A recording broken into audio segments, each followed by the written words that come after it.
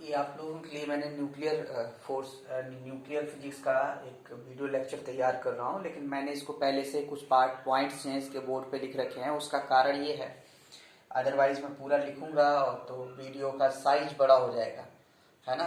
तो फिर उस केस में क्या होगा कि हमको भेजने में दिक्कत होगा। तो जो इसमें हम आपको पूरा टॉपिक कवर कराएंगे, लेकिन जो पॉइंट्स हैं हम पहले लिख लिया करेंगे, फिर हम अपना वीडियो चालू करेंगे, है ना।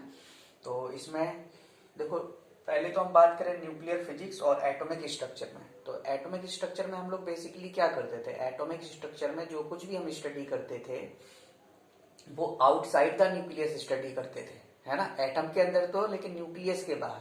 और न्यूक्लियर फिजिक्स में हमें जो भी स्टडी करना है वो इनसाइड द न्यूक्लियस स्टडी करना है ना। इनसाइड द न्यूक्लियस स्टडी करना है। और तो इनसाइड जब स्टडी करेंगे तो इसमें जो कुछ भी इसके एलिमेंट्स होंगे, कंपोनेंट्स होंगे, कंस्टिट्यूएंट्स, पार्टिकल्स होंगे, उनके बारे में एनालिसिस करनी है। तो सबसे पहले तो जो भी एलिमेंट है उसको लिखने का तरीका क्या होता है, जेड एक्स है। तो या तो हम लोग इस तरह से लिखते हैं या फिर जेड एक्स है। यहाँ पे लिखा हुआ है, आप इसको देखते जाए, हम सारे पॉइंट को खाली एक्सप्लेन कर रहे हैं। इक्वल टू और जेड एक्स है ना, जिसमें जेड हम जानते हैं नंबर ऑफ प्रोटॉन होते हैं, और ये जो ए है इसको भी जानते हो आप, ये क्या होता है, एटॉमिक मास इसको आप बोलोगे। तो नंबर ऑफ जो न्यूट्रॉन्स होंगे वो क्या होगा, ये तो सम ऑफ प्रोटॉन एंड न्यूट्रॉन्स होते हैं, जिनको हम लोग न्यूक्लियंस बोलते हैं। तो जो न्यूट्रॉन के नंबर्स होंगे वो कितने हो जाएंगे, ए माइनस जेड। यानी जेड और ए माइनस जेड दोनों मिलके क्या कहलाते हैं, न्यूक्लियंस कहते हैं। तो न्यूक्लियंस क्या, जो भी पार्टिकल्स न्यूक्लियस के अंदर है, प्रोटॉन भी न्यूक्लियंस कहलाते हैं और न्यूट्रॉन भी कहलाते हैं। अच्छा, इसमें कुछ डेफिनेशंस हैं प्रोटॉन न्यूट्रॉन के बेसिस पर। तो उनमें से जैसे आइसोटोप्स, तो आइसोटोप्स में क्या होता है, सेम जेड होना चाहिए, यानी एटॉमिक नंबर सेम हो। आइसोबार्स में सेम ए, मतलब एटॉमिक मास सेम हो। आइसोटॉन्स में सेम न्यूट्रॉन हो, मतलब ए माइनस जेड सेम होना चाहिए। एक है आइसोडाइफर्स, तो इसमें क्या होगा, सेम ए माइनस टू जेड। अब ये डेफिनेशन डिफाइन कर दी गई है, हम लोग उसको स्टडी कर रहे हैं। तो आइसोडाइफर्स में क्या होता है, सेम ए माइनस टू जेड होगा। जो मिरर न्यूक्लियाई होते हैं, एक और इसका पार्ट है मिरर न्यूक्लियाई। तो मिरर न्यूक्लियाई में क्या होता है, जेड और ए माइनस जेड को हम लोग इंटरचेंज कर सकते हैं। जैसे एग्जाम्पल 1h3 और 2he3। तो 1h3 में आप देखो इसका Z1 है ना, और इसका जो A माइनस जेड है, देखो A माइनस जेड निकालो, इसका भी कितना आएगा, 1 आएगा। तो जो इसका Z है वो इसका क्या होगा, A माइनस जेड, है ना। इसलिए इसको हम लोग इंटरचेंज कर सकते हैं। साथ में आप देखो इनका 3 और 3 दोनों बराबर है ना, यानी A बराबर है। तो ये A जब बराबर होता है, साथ में ये क्या कहलाएंगे, आइसोबार्स भी, यानी ये आइसोबार भी है ना, ये दोनों आइसोबार भी हैं और साथ में मिरर न्यूक्लियाई भी है। अब आते हैं हम लोग प्रॉपर्टी ऑफ न्यूक्लियस पे। तो प्रॉपर्टी ऑफ न्यूक्लियस में सबसे पहले तो हम चार्ज की बात करें।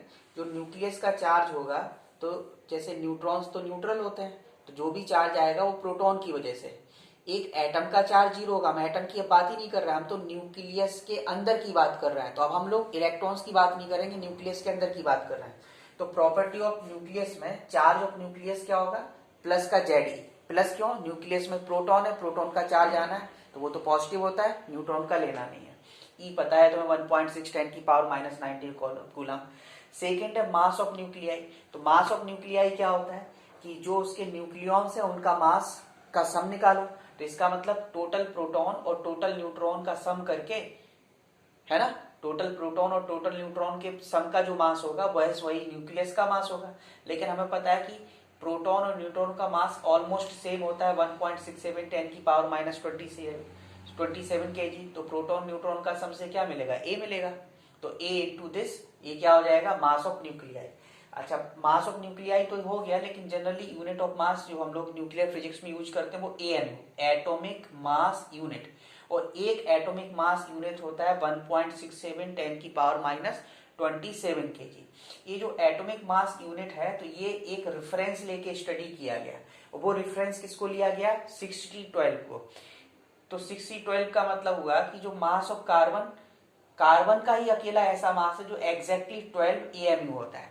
बाकी हम किसी और के लिए स्टडी करें तो वो भले ही आप कहते हो, जैसे क्लोरीन का मास आप बोलते हो 35 है, पर 35 थोड़ी होता है। यदि आप उसको टेबल देखोगे तो उसमें लिखा होगा 34.5, है ना, 34.5 AMU, लेकिन वो इंटीजर में लेके सब डाटा दे रखे हैं, लेकिन एक्चुअल में 34.5। तो जो सब के सब का जो मास डिफाइन किया गया वो किसके रेफरेंस में, कार्बन के रेफरेंस में।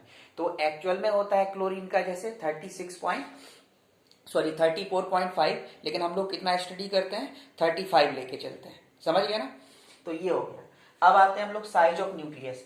तो ये प्रैक्टिकली ये देखा गया है ना, एक्सपेरिमेंटली कैसे, जब रदरफोर्ड ने बॉम्बार्डमेंट करा था एटॉमिक, जब रदरफोर्ड ने बॉम्बार्डमेंट गोल्डन फॉइल के ऊपर कराया था अल्फा पार्टिकल्स का, तो लगभग 8000 में से सिर्फ एक ही ऐसा पार्टिकल था जो रिवर्स मोशन में 180 डिग्री से डेविएट हुआ था। बाकी तो इधर उधर मैक्सिमम पार्ट उसमें, ज्यादातर जैसे पता चला कि 8000 में से 7900 पार कर गए, बाकी कुछ डेविएट हुए थे।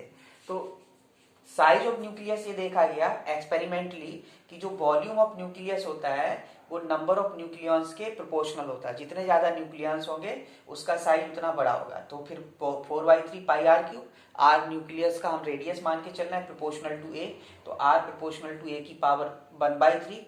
ये खत्म किया तो आर नॉट ए की पावर 1/3 आया। ये आर नॉट जो है ये ये एक कांस्टेंट है और ये सबसे बेसिक क्वांटिटी, और इसका वैल्यू 1.2 और कुछ बुक्स में 1.2 FM लिखा है फर्मी, कुछ में लिखा है 1.1 फर्मी लिखा हुआ है। एक फर्मी जो होता है 10 की पावर -15 मीटर, तो हम जिसको सिंपली फर्मी कह देते हैं वो बेसिकली क्या होता है, फेम्टोम, है ना, उसको फेम्टोमीटर भी कहते हैं। फर्मी को क्या कहते हैं, फेम्टोमीटर भी बोला जाता है ना। तो इसलिए ये हो गया। तो नेक्स्ट पॉइंट है डेंसिटी ऑफ न्यूक्लियस, है ना। पहले 3 पॉइंट हमने देख लिए। पहला 3 पॉइंट में आपको बताया charge, mass of nucleus, size of nucleus. अब आते हैं डेंसिटी ऑफ न्यूक्लियस। तो डेंसिटी क्या होता है, बेसिकली मास बाई वॉल्यूम होता है। तो मास अपॉन वॉल्यूम लिख दिया, तो मास क्या होगा न्यूक्लियस का A इंटू 1.67 10 की power -27 kg, volume 4/3 pi R cube, और न्यूक्लियस का रेडियस हम लोग पता कर चुके, R बराबर R नॉट ए की पावर 1/3, वो वैल्यू रख दी हमने। तो R नॉट क्यूब इंटू ए की पावर 1/3 का क्यूब से ए अकेला बचेगा, ए और कैंसिल हो जाएगा। R नॉट का वैल्यू बताया था 1.1 FM कहीं लिखा हुआ है थर्मोमीटर, और कहीं कहीं पर यानी फर्मी लिया है, कहीं पर 1.2।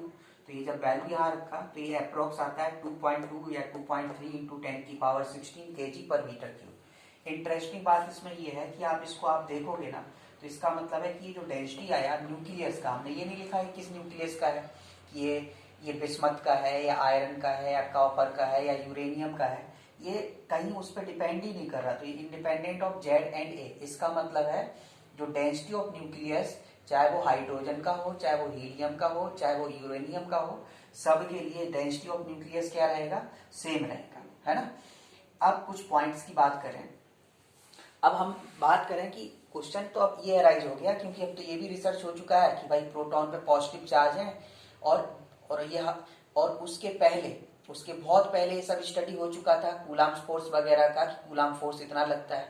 तो प्रोटॉन तो दोनों पॉजिटिव नेचर का चार्ज है, तो इसका मतलब तो ये रिपेल करेगा, और रिपेल करने के साथ साथ इनके बीच का सेपरेशन बहुत कम होगा। तो बहुत कम होगा तो F = 1/4πε0 Q1 Q2/r² की हम बात करें, तो R जब बहुत कम हो जाएगा तो फोर्स तो बहुत स्ट्रांग हो जाएगा। तो फिर क्वेश्चन ये उठा कि जब ये इतना स्ट्रांगली रिपल्सिव फोर्स है, इवन ये होता है कि जो एक तरह से कहिए कि जो प्रोटॉन के बीच इलेक्ट्रोस्टैटिक फोर्स है वो लगभग 10 की पावर 15 और ग्रेविटेशनल फोर्स हो गया 10 की पावर 15 टाइम्स लगभग, है ना। ये ग्रेविटेशनल फोर्स हो गया। तो इतना स्ट्रॉन्ग फोर्स है, इसके बाद भी ये क्या कर रहे हैं, ये भाग नहीं पा रहे। ये इसको थोड़ा करेक्ट करिए, बल्कि 27 54 अप्रोक्स 50 कह लीजिए, इतना 15 नहीं करके 50 है।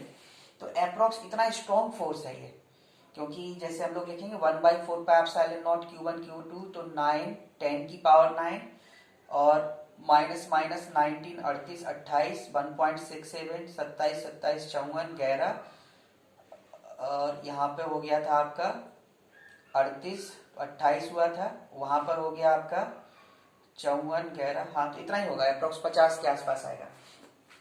तो मतलब इतना स्ट्रॉन्ग है, 50 नहीं हम कहते 15 भी हुआ तो भी तो ये बहुत स्ट्रॉन्ग फोर्स हो गया ना। मतलब हम ये कह सकते हैं कि जो इलेक्ट्रोस्टैटिक फोर्स है उसका वैल्यू ग्रेविटेशन से बहुत ज्यादा है। ग्रेविटेशन अट्रैक्टिव नेचर का होता है भाई, एक दिमाग में आया कि हो सकता है ग्रेविटेशन की वजह से वो आपस में जुड़ा हुआ है, मतलब भाग नहीं पा रहा है। इलेक्ट्रोस्टैटिक से ज्यादा हो जाए तो वो तो हो नहीं सकता, क्योंकि इलेक्ट्रोस्टैटिक मोर स्ट्रॉन्ग फोर्स। तो इसका मतलब फिर कंक्लूजन निकाला गया कि ऐसा कुछ तो है। तो उस कुछ क्या हो सकता है, वो फोर्स ही हो सकता है जिसको बांध के रखेगा। तो फिर बोला गया कि वो फोर्स कोई और नहीं है, उसको नाम दे दिया गया न्यूक्लियर फोर्स। अब बात आती है कि न्यूक्लियर फोर्स क्या है, तो फिर इसके लिए एक्सपेरिमेंट करने शुरू किए। सब कुछ एक्सपेरिमेंटल बेस्ड है ये, है ना। तो एक्सपेरिमेंट करना शुरू किया तो कंक्लूजन निकाला कि ये फोर्सेस जो न्यूक्लियर फोर्सेस होते हैं ये तभी एक्ट करेंगे जब सेपरेशन जो पार्टिकल्स का हो वो 10 की पावर -15 मीटर से कम हो। इससे ज्यादा होगा तो ये एक्ट नहीं करेंगे, है ना। तो जब ये एक्ट नहीं करेंगे तो इसके आगे अब हम लोग stability of nucleus and nuclear forces के बारे में एनालिसिस करें। अभी तो हमें ये पता चला कि किस रेंज में ये एक्ट करेगा। तो जब सेपरेशन 10 की पावर -15 मीटर या उससे कम होगा तब ये जाके एक्ट करेगा। ये अप्रोक्स 10 की पावर 40 आ रहा है, मतलब सिर्फ हमारा कहने का मतलब था, आप कैलकुलेट कर सकते हो, है ना।